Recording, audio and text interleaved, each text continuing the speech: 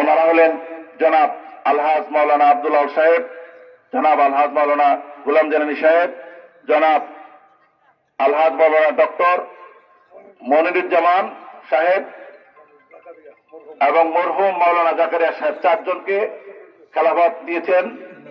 ওনারা ইচ্ছে করলে বয়াত করতে পারেন যদি উপযুক্ত হন। আব্বাজান ওনাদেরকে অনুমতি দিয়েছেন। এছাড়া এই বামুটিয়ার মাওলানা মাহবুর রহমান আওয়াল এবং আমাদের গ্রামের সানি ওনাদেরকে বলছে তালিম দেওয়ার জন্য, ওনারা বয়াত করতে পারবে না, তালিমের জন্য। এবং মান্দারপুরের মোহাম্মদ হেলাল উদ্দিন ওনাদেরকে তালিম দেওয়ার জন্য বলছেন, আপনারা তালিম দিবেন। সোনারগাঁও আব্দুল সালাম হাজি সাহেব আপনারা তালিম দিতে পারবেন। আপনারা যদি আল্লাহ আপনাদেরকে মকামে পৌঁছায়, আপনারা আমার কাছ থেকে খেলাফত পাবেন যদি উপযুক্ত হন। আপনারা আমি দেখবো না ইনশাআল্লাহ সকলের পক্ষ থেকে।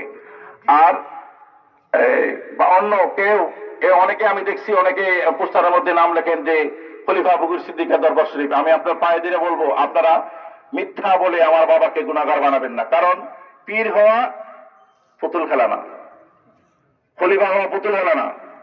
ডাক্তার না হইয়া রোগের চিকিৎসা করেন না, মরবে না কোনো কইরা। কথা বুঝছেন? ওই একটা কথা আছে, আমার আব্বা একদিন বলছিল যে আমরা যখন কবরে যাই তালকিন করার জন্য, তখন আমি বলছিলাম বাবা আমি এটা করি। তারপর বলছে বাবা আগে টাকরা হোক তারপরে বিষ খাও। বিভিন্ন গাছের মধ্যে লোড়া থাকে না, বিছা যদি একটা 10-15 জনের গরু খায় এটা মরে যাবে, ঠিক কিনা? কিন্তু 100 গ্রাম ওজনের একটা পাখি টাকরা এটা খায়, এটা কিছু হয়? তো সে তো বিষ হজম করার মতো পেটে টাকা আমার লাগবে, তারপর বিষ খাওয়ান দিব।